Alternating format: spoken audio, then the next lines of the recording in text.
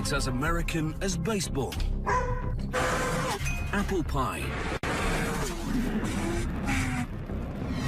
and NASA. Liftoff. When it was time to give a new car to the original astronauts, it's the keys to this classic that's handed over. Now this iconic American brand is attempting to rocket into the future with the top-of-the-line 330-kilometer-an-hour supercar. This is a fast baby. It's the spanking new Corvette ZR1. And it's being built here at a Kentucky Megafactory.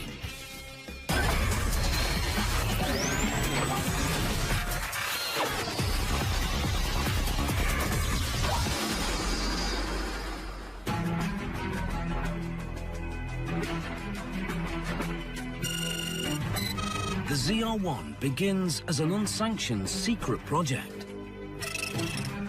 A secret whose goal is to transform a regular Corvette sports car into a full-blown exotic supercar. The ZR1 really came out of a review with our CEO. He was so impressed with the product plan, and he wondered aloud, geez, I wonder, what would a $100,000 Corvette look like? The offhanded remark by the head of the company leads to a totally unauthorized project.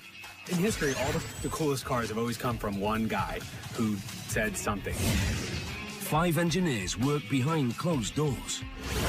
To hide what they're up to, they use a clandestine code name. We couldn't talk about the car, obviously, because people in the hallway or other parts of GM would know we were referring to an unauthorized program, so we came up with a code name.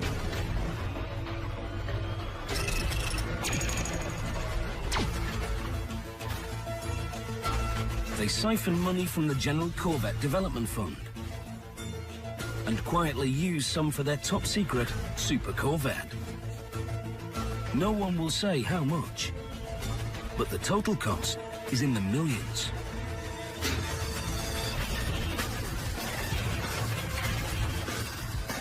After months and months of clandestine work, they reveal their creation to the boss. We put together the technology that we wanted to put in the car, assembled a business case, and then that gets run up the chain of command.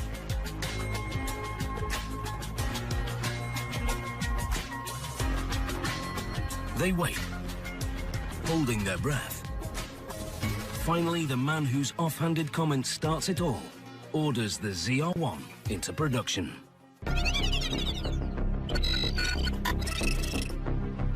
No more need for code names. The engineering team publicly calls itself Team Super Corvette. And their goal is simple to describe, but hard to accomplish. Build the fastest, best handling Corvette ever made.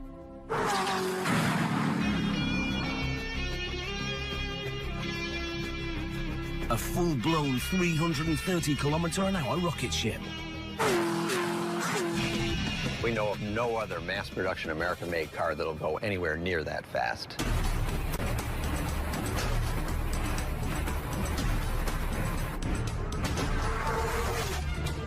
The challenges of getting to 330 kilometers an hour are enormous.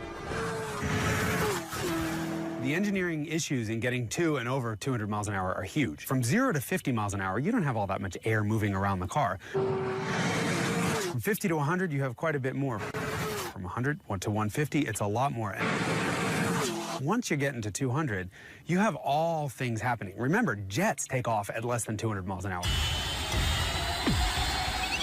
Far less than 200 miles an hour. The quintessential inspiration for high-performance cars have been aircraft design. In this case, I like to think of it as a fuselage with a canopy on it.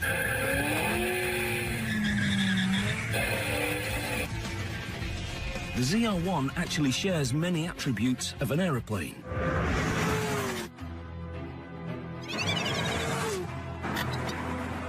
Both shapes need to cut through the air with minimum resistance. but aeroplanes are designed to create lift so they can fly. The challenge in designing the shape of the ZR1 is keeping the car firmly planted on the ground.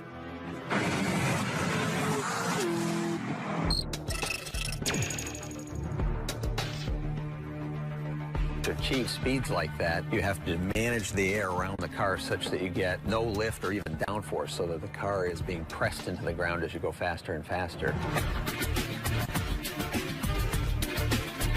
Managing the airflow around the ZR1 is a delicate balancing act for the team working on the Super Corvette project. As you manage the air that way, typically you increase the drag, and that slows the car down. So you're balancing all these different attributes, which makes it particularly hard to go that fast because it takes a lot of horsepower to overcome that drag at that speed.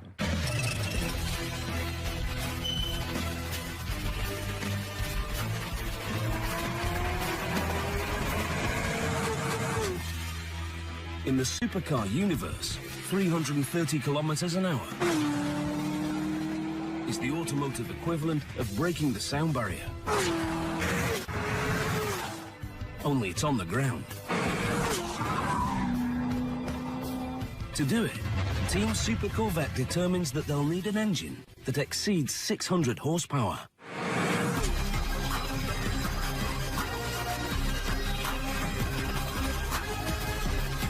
.638 horsepower to be exact.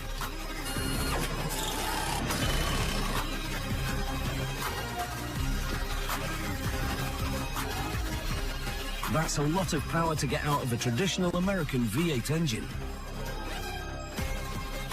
It's a challenge that takes nearly 3 years to solve.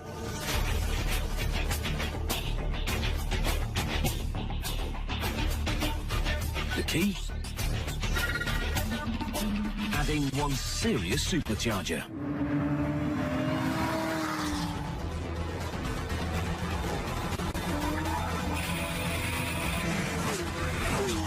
The supercharger was first introduced on the ZR1. It was a breakthrough on supercharger efficiency. So that means it took less power to actually run the supercharger and forced more air into the engine, and the net result is more horsepower and better efficiency.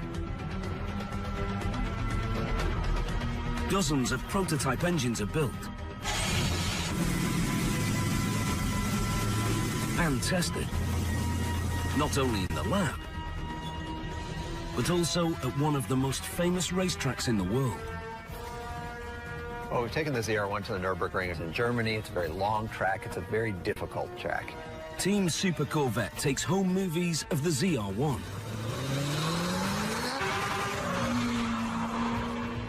The car sets one of the fastest lap times ever. For a production sports car with the guts to take on the Nürburgring. Yeah, the Corvette team is really doing this Super Corvette. That is the most powerful GM engine ever made for a vehicle.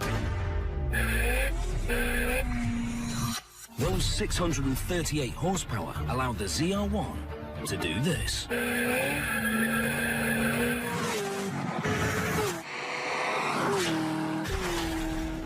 Or this.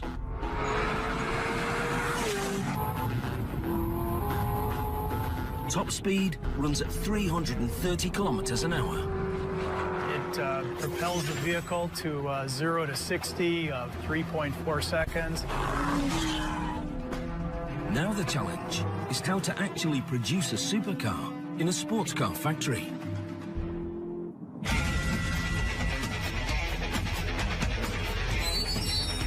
First, they isolate production of the ZR1 engine, building it at GM's Performance Build Center in Wixom, Michigan. And unlike a regular Corvette, every engine will be built by hand. One person does build the entire engine. The people who hand-build the ZR1 engine are experts when it comes to speed and power.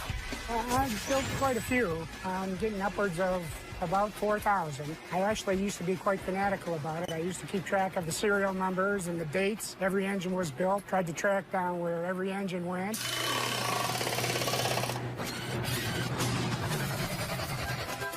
It takes about 3 hours to build one engine.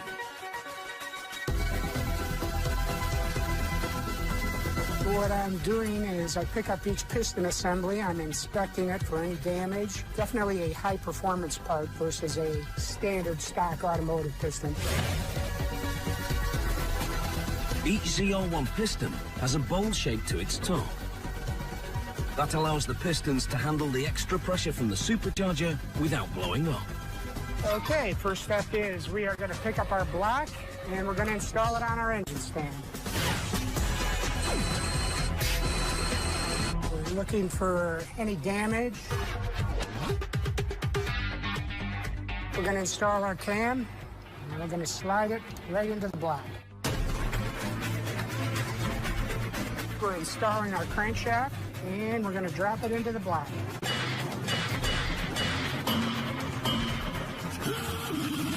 Do a couple of hits on the front of the crank and a couple of hits on the back to flatten out that thrust bearing. Yeah, people always love that part when we pull out a big hammer. Time to install some pistons.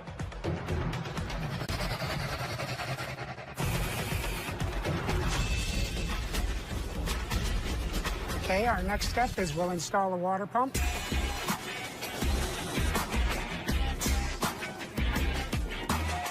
While each engine is built by one man, it sure helps to have a friend to lift the 34-kilogram supercharger in place. Perfect. At the end of the process, the finished engine is actually autographed with a nameplate by the builder. Puts a lot of pride into the engines that are built here. That never happened before. When you're an expert engine builder, it's easy to laugh when it's only a nameplate that pops off.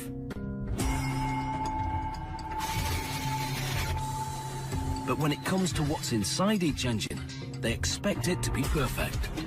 When you're developing this much horsepower, we want this engine to run as smoothly as possible. So they do something few other automakers do. They balance the engine. It's like fine-tuning the power plant before it leaves the factory. We're going to actually fire the engine up on natural gas and use the computer to pull a balance reading. From there, we'll actually insert weights, fine-tune the balance of the engine. Balancing an engine has to do with weight distribution.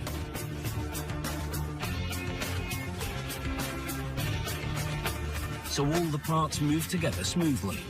You can see by this indication, these small yellow balls, there is a slight imbalance in the rear and a slight imbalance in the front. So he adds small weights at precise points. Final run here, fire it up once more. Give it just a few seconds to smooth out. And we're good. We're within the circle with both our yellow indicators. The engines are shipped to GM's Bowling Green, Kentucky assembly plant. This is where they build the ZR1.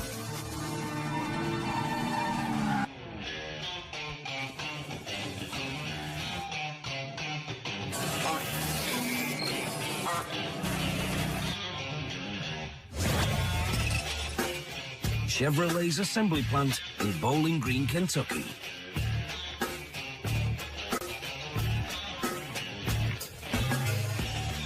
Opening in 1981, this is the only place in the world where they build Corvettes.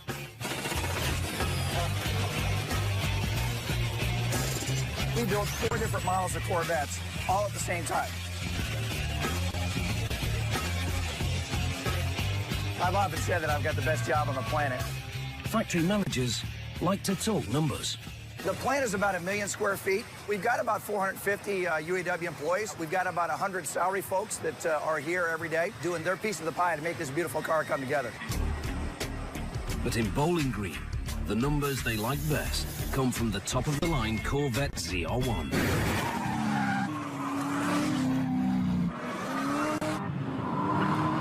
I can go go 0 to 60 in my ZR1 in a little less than 3.5 seconds, but I can go 60 to 0 in 100 feet.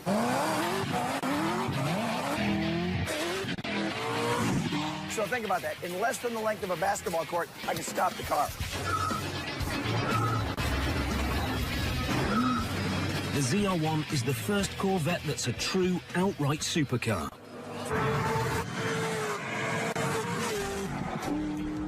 The ZR1 is the loudest, screamiest, blow your eardrums out, fastest car we've ever made in America. It wants to kind of scare you a little bit. Been working with Corvette for 30 years, and the fact that we would build a 638 horsepower car in the factory is just mind-blowing.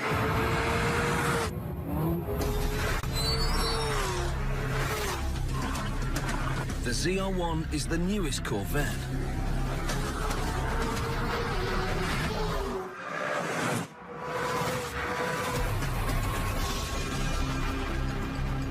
The most powerful car the company has ever built. The fastest car Chevrolet has ever made. And the most expensive.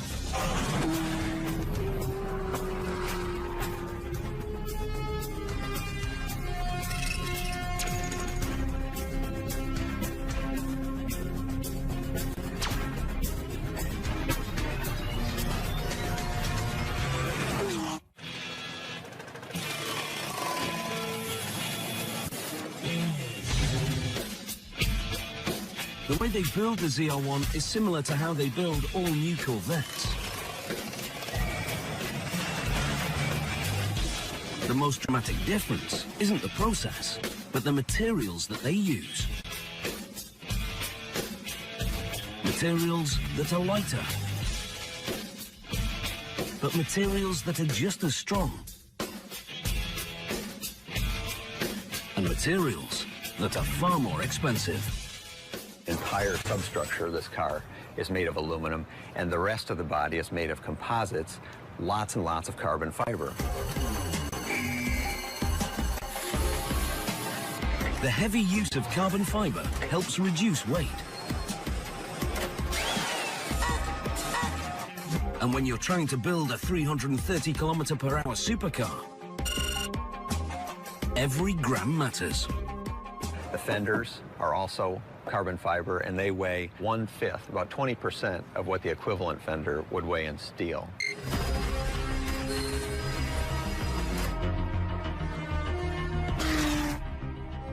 But using lightweight materials alone isn't enough. In order to push the ZR1 Super Corvette to 330 km/h, engineers need to shave weight everywhere they can. So they decide to leave some of the carbon fiber pieces intentionally unpainted. But that creates a whole new problem. Unpainted carbon fiber breaks down under ultraviolet rays from the sun.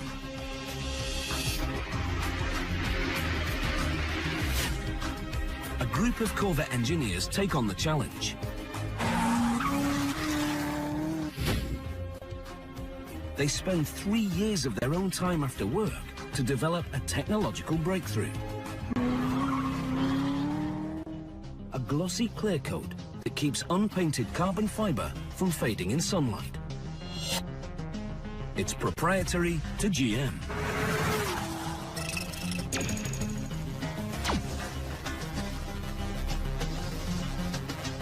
The ZR1 was the very first car to introduce exposed carbon fiber with full ultraviolet protection. That means for the life of the car, the carbon fiber will look good.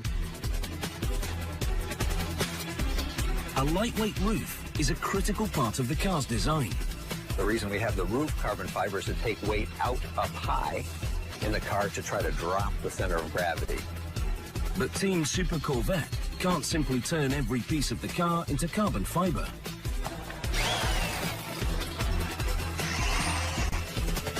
The key is where to use it. The reason we focus carbon fiber on the front is we're trying to maintain 50-50 weight distribution. We've added some weight to the engine with the supercharger, so we take it back out by using the whole front end panel in carbon fiber. Engineering the ZR1 is a balancing act. Sometimes the lightest piece is not the best piece to use. It's kind of counterintuitive, but the reason the rear spoiler is not carbon fiber is because if you make that lighter, you're actually taking weight off the drive wheels, and you're actually adding weight to the front wheels, and that's not what you want. You want to share the workload between front and rear, and that's why we got concentrated carbon fiber up front, up high, but from the doors back, none.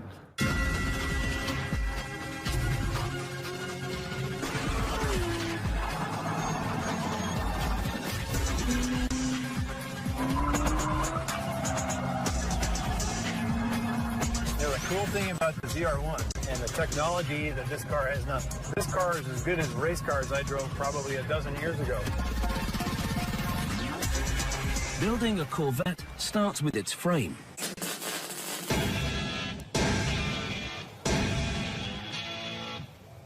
And from the ground up, the ZR1 is different than regular Corvettes.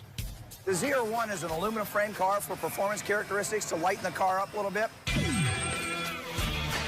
The aluminium frame is nearly 57 kilograms lighter than the steel Corvette frames.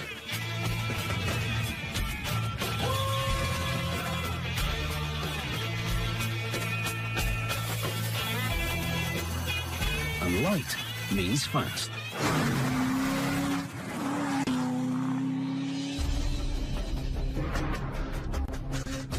It takes about a week to build a ZR1. And up to 30% of that time is spent just to paint the car. We approach our paint with a very, very discerning eye. I am very confident that we knock down defects from our paint shop that most normal mortals would never see. Our car is unique in that we paint the panels off the car.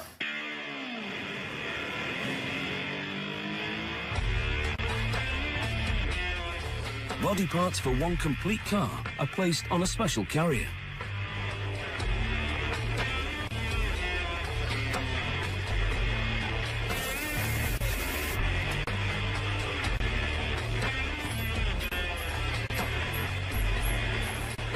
On an average day, this booth sees 120 to 130 carriers.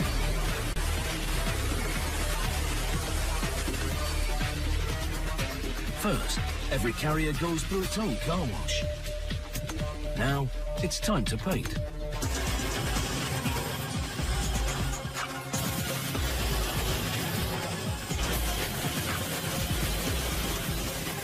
This is currently the ZR1 leaving the prime spray booth. It goes into an oven where it stays for approximately 35 minutes at 265 degrees. We put it into an oven because it actually cures it. Without the oven, it would stay sticky forever. It doesn't cure without heat. It would be like trying to bake brownies without putting them in the oven.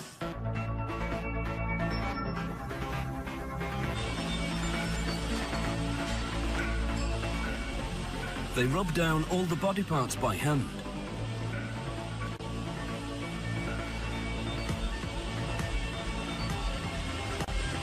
Polishing out any minor imperfections.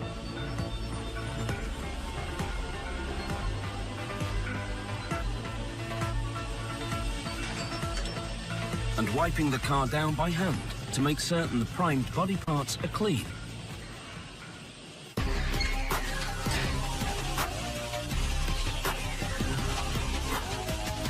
The body parts move further down the line. They're ready to be painted.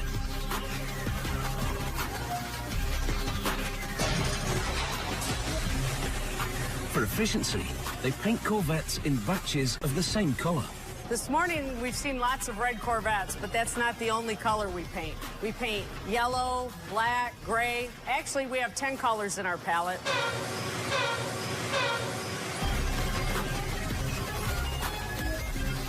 The final spray is a clear coat to protect the finish.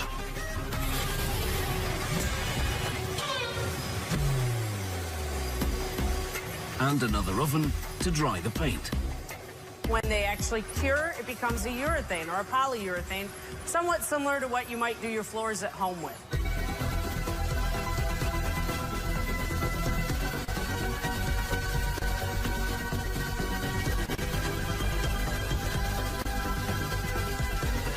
After the robots have painted, and they do a great job, we still have to have that human intervention and quality check to make sure we've got the quality product going to our very particular customers.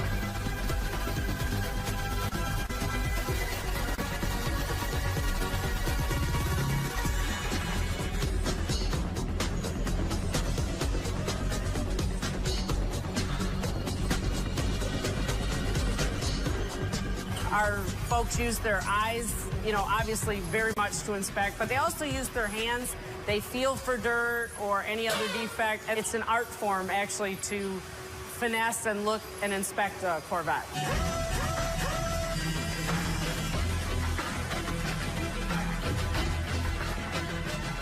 Next to the paint shop is what they call the car track line.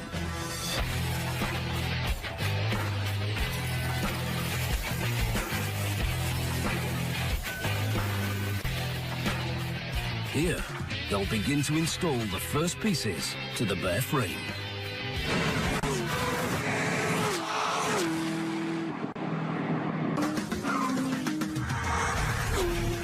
The Corvette ZR1 is full of surprises. Its power, its speed, and even its trunk.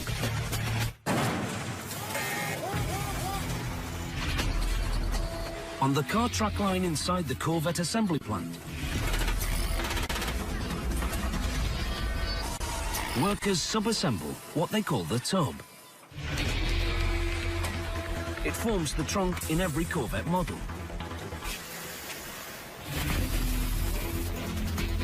Robots run a precise bead of glue around the tub. Pick up each tub and then very carefully set it down on the frame. They call it gluing and screwing.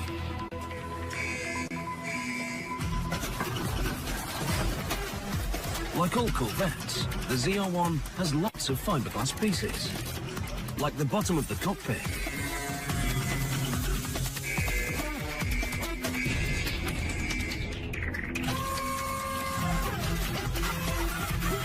Pieces you never see.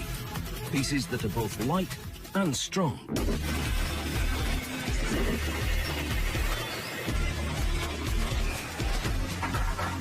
At another station, they're pre-assembling the dashboard.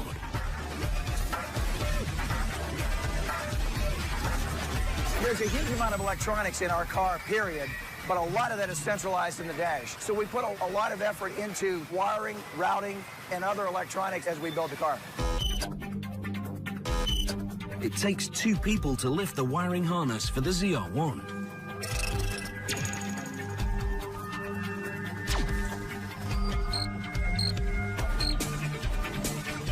Connecting gauges, heating and air conditioning,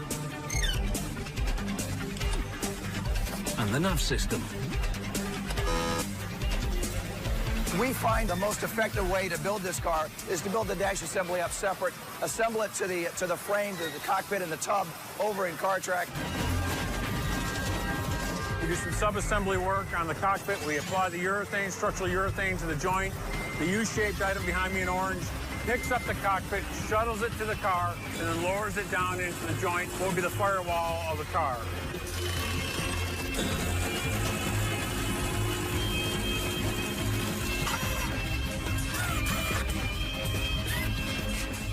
Robots glue on the front fender liner. It takes about 7 litres of urethane sealer to glue together a ZR1.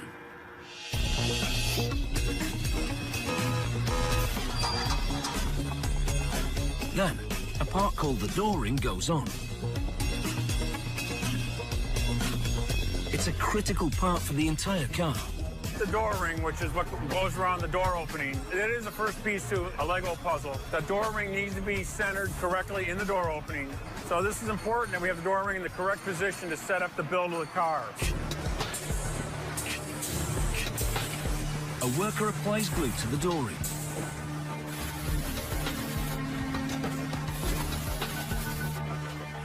Then a special jig moves it into place and holds it there until the glue dries.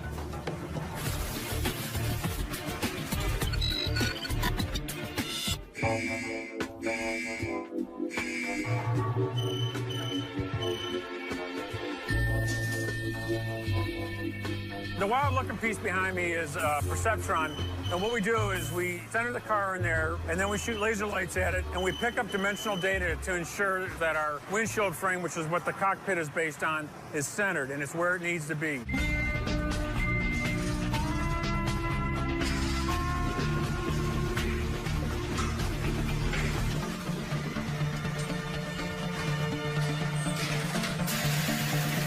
The car leaves here, goes to the elevator, goes upstairs, goes to the overhead conveyor, and it's on its way to General Assembly for the final processing.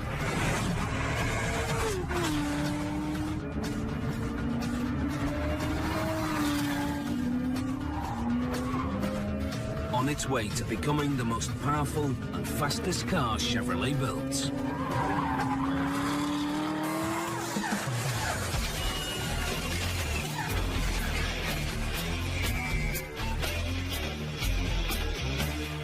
Some Chevy workers specifically asked to work at Bowling Green. Top of the line, you know, it's what everybody wants. It's pretty well a waiting list for them. It's a dealership. They want to be part of building the ZR1 supercar. Especially watching one be made, that's kind of a magical moment. A sense of magic that comes from the way they build the ZR1.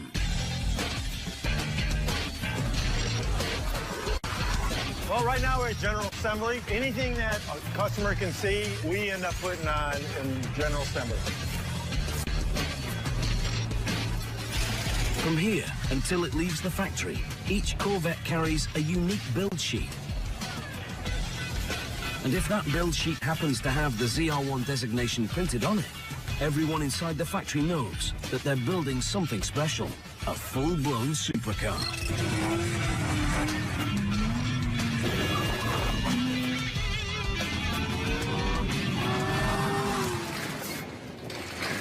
Small parts arrive in carts. They're installed when the car body is still open and easy to work on.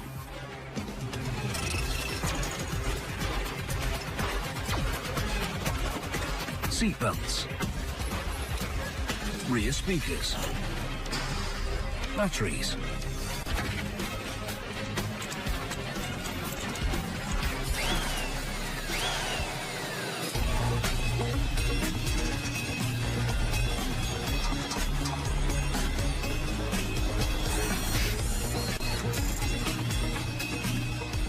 next to the line, they sub-assemble the carbon fiber body panels, which continue to add lightness to the ZR1.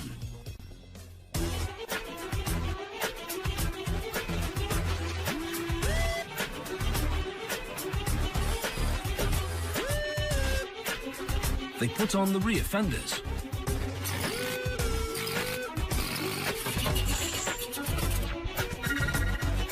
Now the ZR1 is starting to look like a Corvette. Best car they make. You work at the Corvette plant and you build the cars. This is a fast baby. I do the sub-assembly and put all the parts I put on and give it to Mary Jane and she puts her parts on. On a ZR1, the rear fascia requires one more special step. It waits for a very special badge. I'll tell you a story. A little girl came through, and her dad says, she's very unhappy. She didn't see a pink Corvette. I said, honey, you saved your money, and then when you get older, you can buy you a pink Corvette.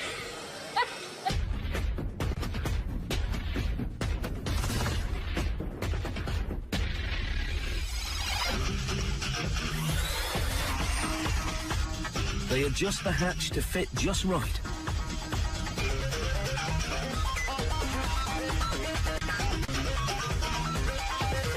For a super sports car, there's a surprising amount of room inside the back of the car.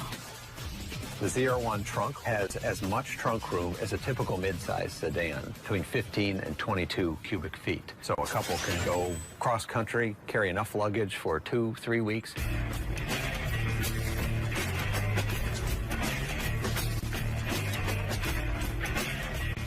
Hoist swing seats into the car.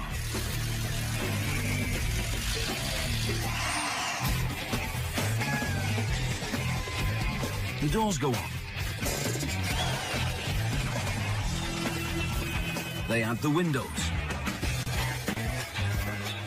Then the carbon fiber roof bolt goes on. It's yet another part that keeps the ZR1 light while lowering its center of gravity. The steering wheel.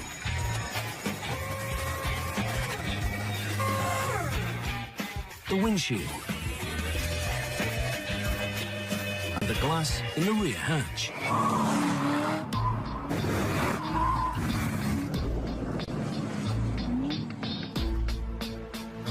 All the glass on the car would fit any Corvette.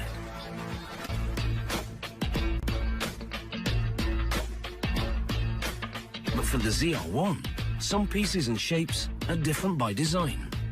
One of the things you'll notice is a larger opening in the front for more air to flow through because the engine requires more for cooling. They sub-assemble and install a special radiator for the ZR1. It's all aluminium and holds nearly 7% more coolant than a normal Corvette radiator. It's a unique build, a little bit different than typical assembly plant. There is nothing typical about the ZR1. How many people can go home at the end of the day and say, hey, I build Corvettes for a living? With 638 horsepower, the trick at the factory is putting together all the parts that get the power to the road.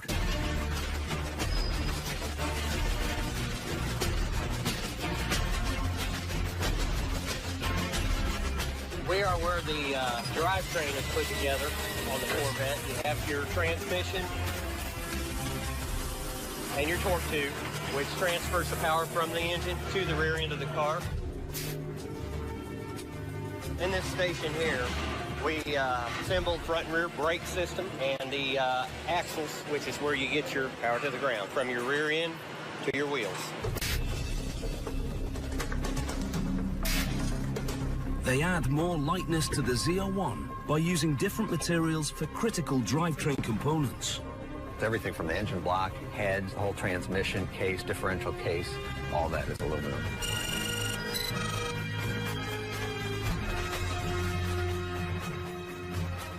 They'll be bringing the engine for this car here over and mating it up with this transmission and torque tube.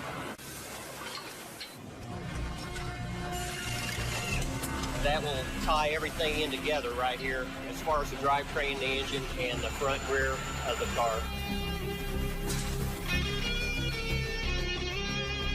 Even the ZR1's brakes aren't metal.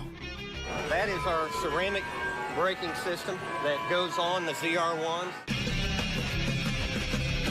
They're much lighter than traditional metal found on regular Corvettes. We use the largest ceramic rotored brakes that we can fit inside the wheels. If you look at the ratio of brake size to vehicle weight, the Corvette has the largest brakes in the world.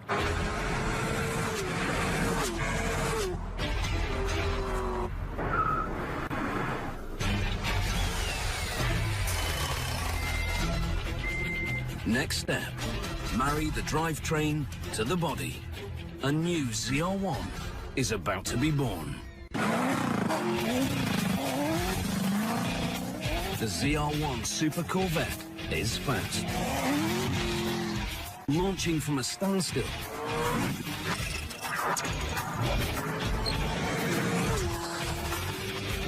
Or flashing across a racetrack in the desert.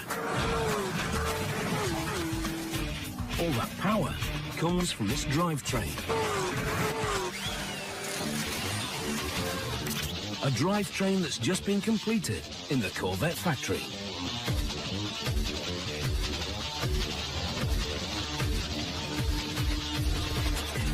Now a double-decker conveyor system moves both bodies and drivetrains down the line. It's what they call marriage. I act like a big puzzle. If you get it right, it works pretty good. We just raise this up right here, mount the shock up, shoot the bolt. The underbody of the vehicle, the engine, the transmission, the whole torque tube assembly, the brake and suspension components come in position, and the car slowly comes down on top of the chassis assembly, and now we begin to take the shape of a real car. They complete the exhaust system that gives the ZR1 its very special sound. As new Vettes move through the factory, they install the headlights. They install the lightweight carbon fiber fenders on the ZR1 and put the car's special logo on the door sill. They install the hood. We build the front fascia, sub it up, and then we put it on the car. We're getting real close right at this point. I love it. I just wished I had the money to afford one. Maybe when I retire, I'll be able to. Right on the money. The car is born. When we hit the final line, we actually start it for the first time. You know when you have one of them. You get down that front seat and sit down in that thing, you touch that button and you hear the roar of that thing, man. Shift into gear and let out on that clutch. All I want to do is go out the back and not come back.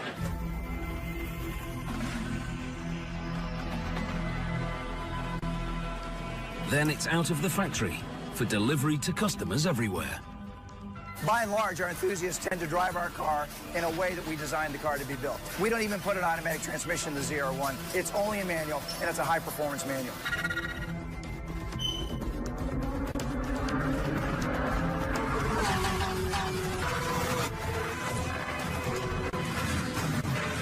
That manual transmission can get a heck of a workout when it's let loose on a racetrack.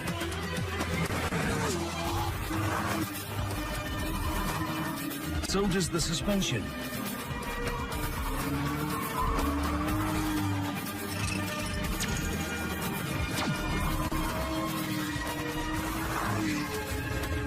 But it's helped by computers that constantly monitor and adjust the ride.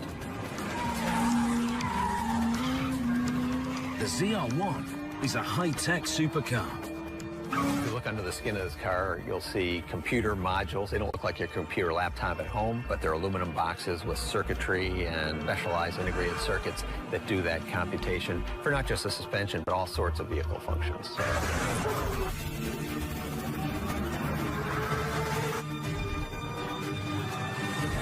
This represents the passion, the interest, the engineering technology, and the capabilities of a lot of people. And this is an extension of their creativity.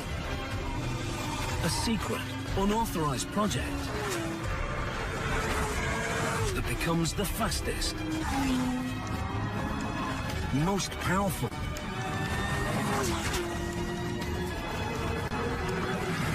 and most expensive Corvette supercar ever. The ZR1.